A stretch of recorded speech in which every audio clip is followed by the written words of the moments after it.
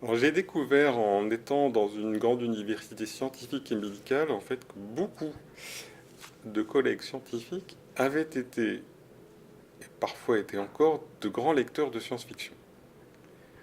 Parfois, c'est ça qui leur a donné vraiment l'envie de faire des études scientifiques ou des études médicales. Donc, ils ont une habitude de ce type de récit, de mise en scène et puis de perspectives scientifiques, sociales, politiques, etc.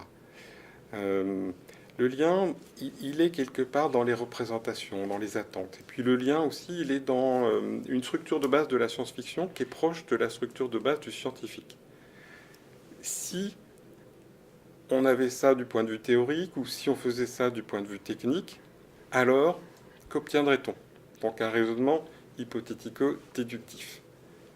Voilà. C'est la base du raisonnement scientifique.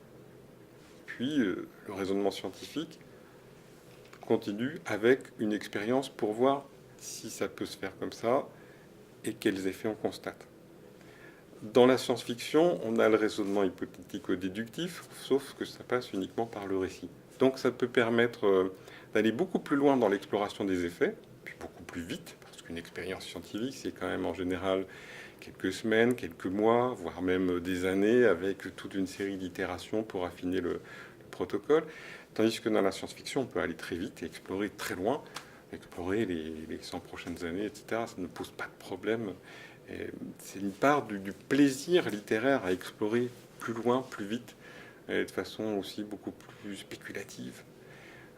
Et donc il y a un va-et-vient entre les deux. La plupart des grands auteurs de science-fiction ont été aussi ou sont encore des scientifiques. Et beaucoup de scientifiques, des médecins en particulier ou autres, se mettent parfois à écrire des textes de science-fiction aussi.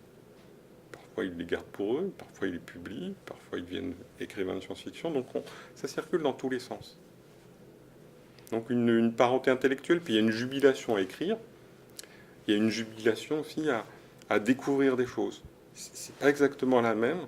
Et donc quand on a une frustration, quand la découverte scientifique ne va pas assez vite, on peut se défouler avec une nouvelle ou un roman de science-fiction.